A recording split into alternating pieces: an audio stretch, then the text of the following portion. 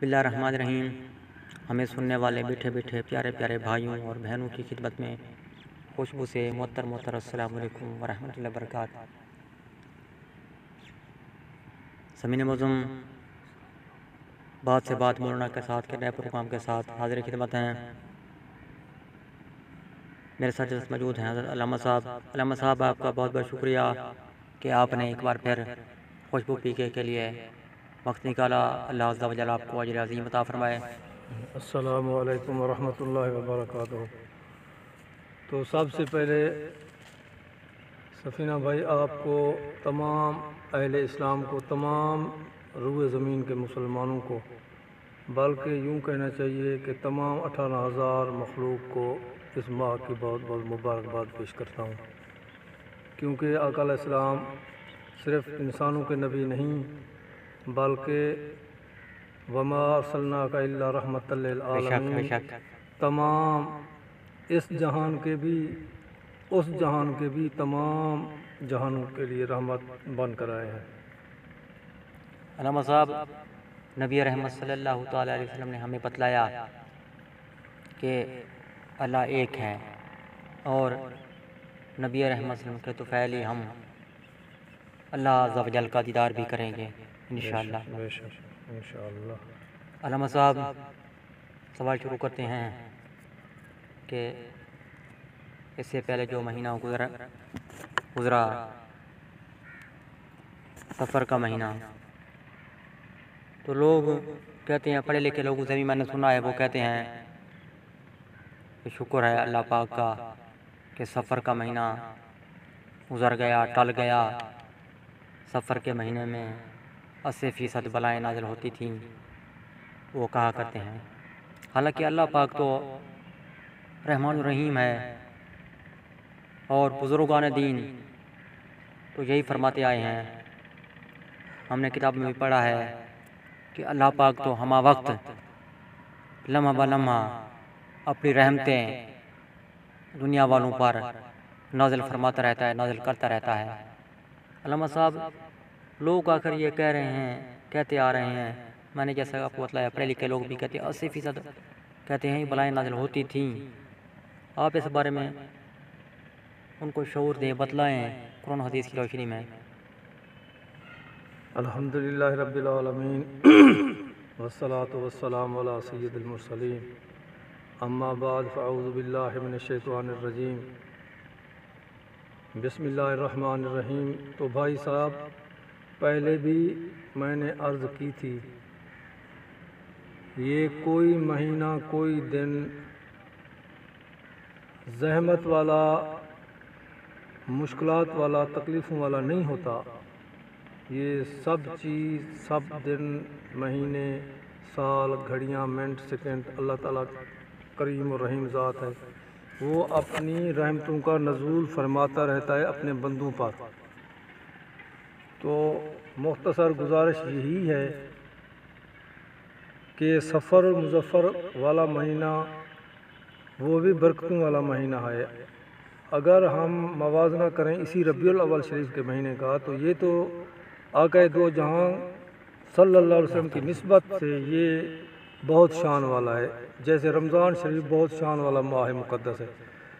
تو عرض کرنے کا مقصد یہی ہے، اگر بلائیں نازل ہوتی ہیں، عذاب اللہ تعالیٰ کی بارگاہ سے نازل ہوتا ہے تو اعمال کی وجہ سے ہوتا ہے، جیسا کہ آپ نے بھی، سب لوگوں نے بھی سنا ہوگا، بار بار سنتے آ رہے ہیں۔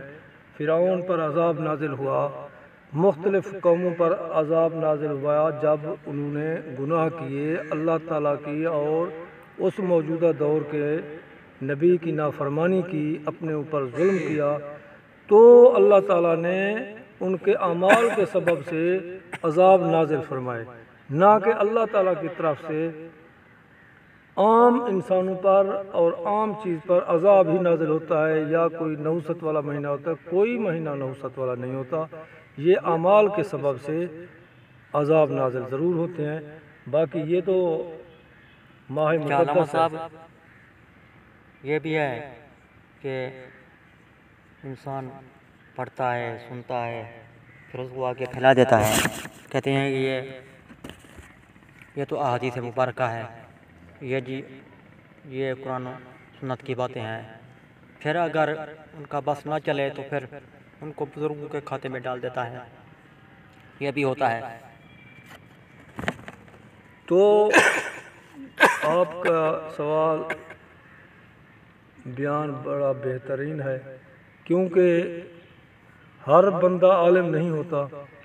یہ خطابت تو ہر خاص و عام، خاص الخاص تو یہ میں نہیں کہتا، وہ تو خاص الخاص ہوتے ہیں، عام لوگ عام انسان کر لیتے ہیں کتابوں کا مطالعہ کر کے یا کسی استاد سے کسی عالم سے سیکھ کر۔ تو جب منبر رسول پر انسان بیٹھتا ہے تو اس کو اتنی احتیاط کرنی چاہیے کہ اگر حدیث پاک کا حوالہ دیتا ہے مستند اس کا مطالعہ ہو، اور حدیث پاک کے الفاظ لفظ بائی لفظ جیسے حدیث میں وارد ہیں لکھے ہوئے ہیں اسی طرح بیان کرنا چاہیے، اس میں اپنی طرف سے کوئی لفظ کوئی عمل دخل نہیں دینا چاہیے۔ اگر یوں نہ کر سکے تو اس طرح بیان کرے کہ حدیث پاک کا مفہوم ہے، اللہ تعالیٰ کمی بیشی معاف فرمائے، تو اس طرح تو ہو جاتا ہے، اللہ تو کریم ہے۔ اگر ایک آدمی کہتا ہے کہ حدیث پاک بخاری شریف کی ہے فلاں موضوع پر، تو اس کو لازمی اس پر ہو جاتا ہے کہ لفظ بائی لفظ جیسے آقا علیہ السلام کے صحابہ کرام نے، تابعین نے، تبع تابعین نے نقل فرمائے، حدیث بخاری مسلم ترمذی جیسی بھی حدیث میں آئے، جون سے بھی حدیث میں آئے، تو یہ نیم حکیم خطرہ جان نیم ملائیں خطرہ ایمان والا مسئلہ بن جاتا ہے۔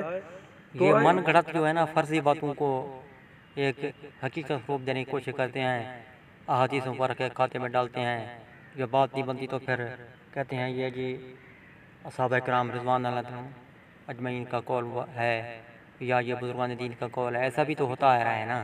بالکل ایسا ہوتا ہے، اگر پہلے تو ان کو یہ پتہ نہیں ہوتا، سنی سنائی باتوں پر عمل کرتے ہیں، تو یہ بھی واقعتاً یہ بات ہوتی ہے کہ وہ اگر ان کے پاس کوئی ثبوت نہیں ہوتا، ایک فرضی عالم بنا ہوا ہے، بنا بیٹھا ہے، خطابت کر رہا ہے، تو وہ کہتا ہے علماء فرماتے ہیں، علماء کرام فرماتے ہیں، علماء کرام یہ فرماتے ہیں، یہ نہیں کرنا چاہیے۔ اگر دین تو بہت دیندار لوگ جو ہیں الحمدللہ اب بھی ہیں، قیامت تک رہیں گے، بہت کم لوگ ہیں، ہر بندہ عالم مفتی نہیں بن سکتا۔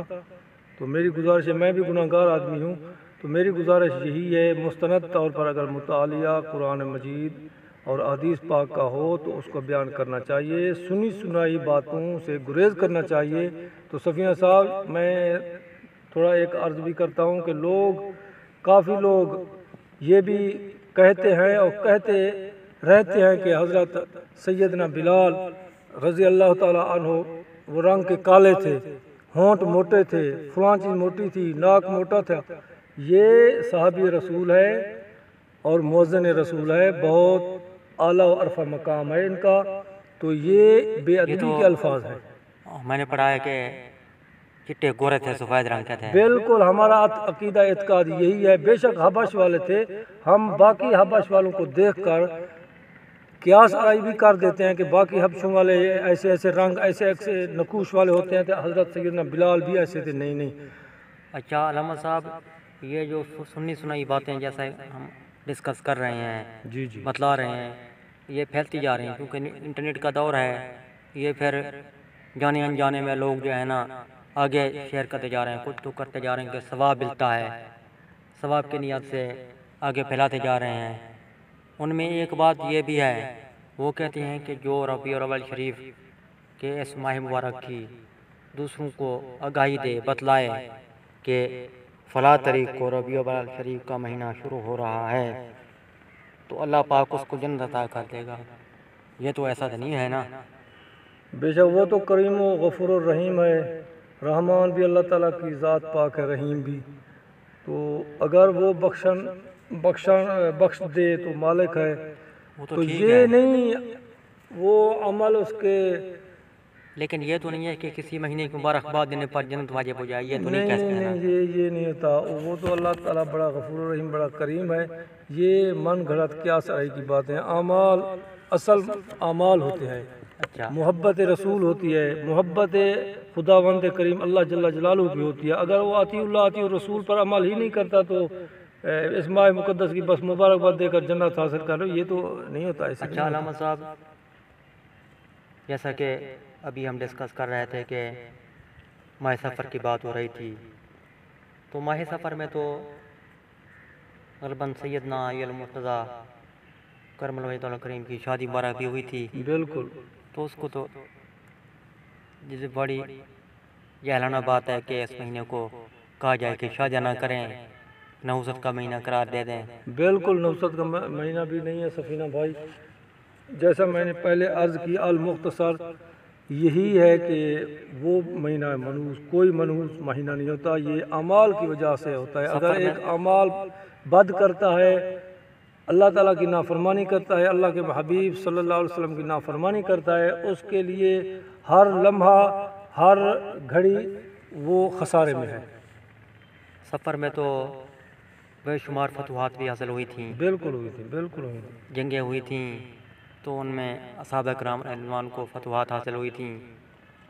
اگر یہ بھاری مہینہ ہوتا تو حضرت علی کرم اللہ وجہ کریم شادی نہ فرماتے، شادی نہ کرتے اس مہینے میں، کسی اور مہینے میں کرتے۔ پہلے یہ ٹاپک چلا تھا، دوستوں نے سنا ہوگا، تفصیل بالتفصیل ہم نے عرض کیا تھا۔ اچھا علامہ صاحب، کیونکہ بات ہو رہی ہے کہ لوگ آج کل جو ہے نا، کیونکہ یہ ایک مبارک مہینہ کو ہو چکا ہے برسوں والا، تو بے شمار لوگ علماء کرام کا روپ دھار لیتے ہیں، سنی سنائی باتوں کو پھیلانا شروع کر دیتے ہیں، تو وہ کہتے ہیں کہنا تو نہیں چاہیے ہمیں، وہ اسٹیج پر ہاتھ ہلا ہلا کر کبھی کھڑے ہو جاتے ہیں، کبھی کرسی پر بیٹھ جاتے ہیں، اور بار بار یہ دہراتے ہیں کہ کہتے ہیں کہ ایک بڑھیا تھی، ایک بڑی عورت تھی، وہ قائد و جہاں صلی اللہ تعالی وسلم پر گندگی پھینکا کرتی تھی، آپ روز گزرا کرتے تھے اس گلی سے، حالانکہ کوئی باشعور آدمی اس جگہ سے نہیں گزرتا ہے یہاں پر کیچڑ ہو، گندگی ہو، تو کیا اللہ پاک یہ چاہتا تھا کہ میرا محبوب آپ گزریں اور وہ آپ پر گندگی پھینکے؟ یہ تو نہیں ہو سکتا۔ یہ بھی علماء کرام نے کہا ہے کہ مفتی منیب الرحمان ہو گئے، دیگر علماء کرام ہو گئے، یہ فرضی بات ہے، آپ لوگوں کو آگاہی دیں چینل کے ذریعے۔ تو میرا بھی یہی عرض ہے تمام دوستوں، بھائیوں، بزرگوں سے، اصل ان کا مقصد یہی ہوتا ہے بیان کرنے کا کہ آقا علیہ السلام صلی اللہ علیہ وسلم پر ستم لوگوں نے ڈھائے، حالانکہ آپ تو رب کے محبوب ہیں، آپ نے خندۂ پیشانی سے وہ مشکلات بھی برداشت کی، وہ ان لوگوں کے مصائب بھی برداشت کیے، اصل مقصد ان کا یہی ہوتا بیان کرنا۔ تو میرے خیال میں یہ ایسے ہی الفاظ علماء کرام کو یا خطیب حضرات جتنی بھی ہیں نہیں کرنی چاہیے، کیونکہ اس غلاظت ڈالنے کے لیے یا ڈالتے تھی یا یہ کرتی تھی وہ کرتی غلط تھی، بات ہے۔ بالکل نہیں کرنی چاہیے، بے ادبی والا زمرے میں آتی ہے۔ احسن عالم احسن طریقے سے اگر بیان کرتا ہے، کوئی مسئلہ، کوئی بات، کوئی ٹاپک پر بات کرتا ہے، تو وہ احسن اور اچھے طریقے سے وہ بیان کرے گا۔ جو چھوٹی خطابت والے حضرات ہیں، چھوٹا طبقے والوں، یہ ایسے بڑھا چڑھا کر بیان کرتے ہیں، یہ نہیں کرنا چاہیے، اس میں بے ادبی کے شائبے ہوتے ہیں۔ جی علامہ صاحب، چلتے چلتے مجھے ایک واقعہ یاد آ رہا ہے، وہ میں کوئی گزار کہہ دیتا ہوں عوام الناس کے، میرے سامعین سننے والے سن لیں۔ خواتین و حضرات، حضرت علامہ صاحب کی موجودگی میں یہ بات کہہ رہا ہوں، میں نے یہ بات بڑے وسوخ سے یہ بات کہہ رہا ہوں۔ مجھے ایک بہت بڑے عالم دین ہیں، مفتیوں نے یہ بات بتلائی تھی۔ انہوں نے کہا تھا کہ فرمایا تھا کہ ایک جگہ پر میں نماز جمعہ ادا کرنے کے لیے گیا، کام کرنے کے لیے گیا تھا، تو وہیں پر جمعہ ادا کر لیا، تو جو وہاں کے امام صاحب سے وہ خطابت کر رہے تھے، تو جو بات کہہ رہے تھے وہ کہہ رہے تھے یہ متفق علیہ بات ہے، اس پر تمام اماموں کا قول ہے، متفق ہیں سارے، متفق علیہ بات ہے یہ۔ تو پھر میں نے بات سنی، کیونکہ یہ سننے والے علم رکھتے تھے کافی، تو انہوں نے گھر جا کر اپنے مدرسے سے جا کر کتابیں کھنگالی، تو پتہ چلا ان کو تو قول نظر نہیں آیا، یہاں پر تو کوئی ایسی بات نہیں تھی جو وہ کہہ رہے تھے، فرما رہے تھے۔ تو پھر اگلے جمعے دوبارہ گئے تو کہا کہ مجھے بتلائیں کہ کس کتاب میں لکھا ہوا ہے. تو خطیب صاحب نے کہا، امام مسجد صاحب نے کہا کہ مجھ سے غلطی ہو گئی ہے، میں اگلی بار اصلاح کر دوں گا. اگلی بار پھر یہ علامہ صاحب گئے تو وہاں پر وہ خطاب کر رہا تھا. علامہ صاحب کو دیکھ کر اس نے کہا کہ جو میں نے پچھلے جمعے بیان کیا تھا اس میں غلطی رہ گئی تھی، صرف ایک امام کا قول ہے، صرف ایک امام کا، مجھ سے غلطی ہو گئی تھی. میں نے کہا یہ اجماع ہے تمام اماموں کا، یہ بات نہیں ہے.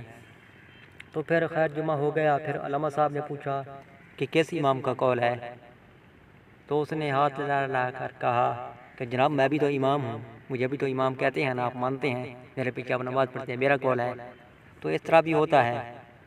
بالکل اس طرح نہیں کرنا چاہیے، بلکہ شریعت کا تو یہ مسئلہ ہوتا ہے، اگر کسی آدمی سے یا کسی عالم سے کوئی آدمی مسئلہ پوچھتا ہے تو اگر اس کو سند کے ساتھ یاد نہیں یا اس کے مطالعے میں نہیں ہے کوئی حدیث، کوئی قرآن مجید کی آیت شریف کا مستند اس کے پاس کوئی ثبوت نہیں ہے تو وہ کہہ دے کہ میرے علم میں نہیں ہے، میں قیاس آرائی کے طور پر آپ کو یہ مسئلے کا جواب نہیں دیتا. تو عالم لوگ فرماتے ہیں کہ اس کو بھی آدھا ثواب اللہ تعالیٰ عطا فرما دیتا ہے، کیونکہ شریعت میں اس نے جھوٹ نہیں بولا، مسئلے میں جھوٹ نہیں بولا. اکثر لوگ یہ کہتے ہیں بھی یہ امام ہیں، یہ جبے کبے ہمارے دیکھ کر یہ لوگ متنفر ہو جائیں گے، یہ کہے گا عوام کو بھی اس کو مسئلے کا پتہ نہیں ہے، یہ چھوٹی سی میں بات لے کر گیا کہ وہ بھی نہیں معلوم، اس کو وہ بھی نہیں بتا سکا، تو یہ میری یہ انسلٹ ہو جائے گی. یہ نہیں کرنا چاہیے، شریعت میں یہ نہیں کرنا چاہیے. اگر مستند مسئلے کا کوئی اس کا حل ہے، اس کو کوئی یاد ہے، مستند حدیث، مستند کوئی آیت، تو اس کو بتائے. نہیں تو وہ یہ کہہ دے کہ میرے علم میں نہیں ہے، کسی اور مفتی سے پوچھ لیں. علامہ صاحب کچھ بات یوں بھی ہے کہ دیہات میں ایسا بھی ہوتا ہے کہ جب حفاظ کرام کو وہ کہتے ہیں کہ بس مساجد میں وہ امامت فرمائیں تو وہ کہتے ہیں آپ جمعہ بھی پڑھاتے ہیں اور یقیناً جمعہ پڑھائیں گے بھی، کیونکہ باقی نمازیں آپ پڑھاتے ہیں، تو پھر آپ خطیب بھی بن جائیں. وہ سیدھا سادہ جو صرف قرآن مجید پڑھنا جانتا ہے، پڑھانا جانتا ہے، وہ ترجمہ یا تشریح بیان نہیں کر سکتا قرآن مجید کی، خطابت کرنا نہیں جانتا، دوسرے الفاظ میں جو کہہ لیں، پھر اس کو ہم کھڑا کر دیتے ہیں ممبروں پر. تو پھر ایسا ہونا ہے نا. بالکل جی بالکل. اور یہ سفینہ بھائی کچھ ہمارا بھی قصور ہے، ہم نے بھی کئی مواقع پر یہ سنا کہ وہ متولی حضرات فرما رہے تھے حافظ صاحب ہمیں ہر جمعے کوئی عالم نہیں ملتا تو آپ خطابت بھی کریں، نماز بھی 5 وقت باجماعت ادا کروا رہے ہیں، پڑھا رہے ہیں، ہمیں بچوں کو بھی سبق قرآن کریم کا دے رہے ہیں. تو پھر جب متولی اس کو کہتا ہے تو وہ متولی کے تو وہ تابع ہوتا ہے، وہ پھر خطیب بن جاتا ہے، پھر وہ خطیب بن جاتا ہے. تو اس طرح نہیں کرنا چاہیے. یہ شریعت کا مسئلہ ہے.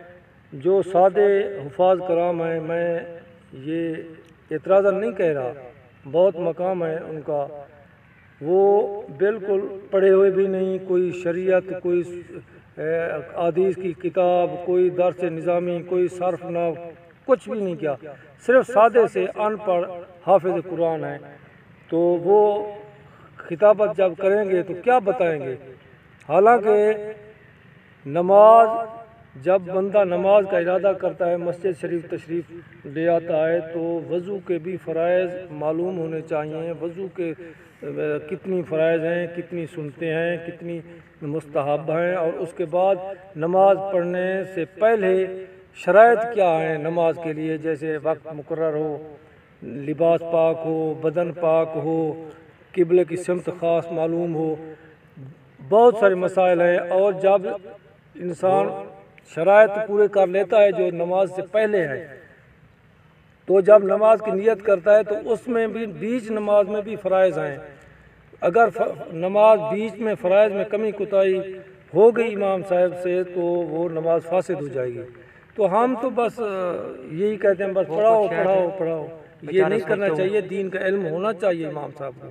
بیچارے سوچتے ہوں گے کہ ہم جب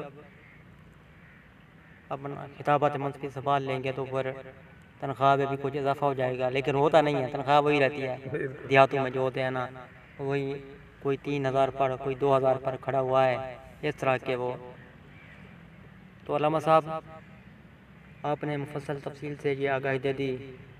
میں بھی یہ جو کہ اس طرح کر رہے ہیں پڑھے لکھے لوگ بھی ہیں جن میں، ان کو بھی چاہیے کہ وہ لوگوں کو شعور دیں. خود علم حاصل کر چکے ہیں، سکول کالج یونیورسٹی کی تعلیم حاصل کر چکے ہیں، کچھ دینی علوم بھی سیکھ لیں تاکہ وہ اچھے انداز میں لوگوں کی رہنمائی کر سکے. ورنہ وہ یہی کہتے رہیں گے کہ فلاں مہینہ منحوس ہے، فلاں مہینے میں بلائیں نازل ہوتی ہیں. اللہ عز و جل ہمارے ایمان کی حفاظت فرمائے. سمین معظم انشاءاللہ عز و جل پھر کسی نئے موضوع کو لے کر حاضر ہوں گے. نئے موضوع تک ہمیں اجازت. اللہ حافظ. پاکستان زندہ باد.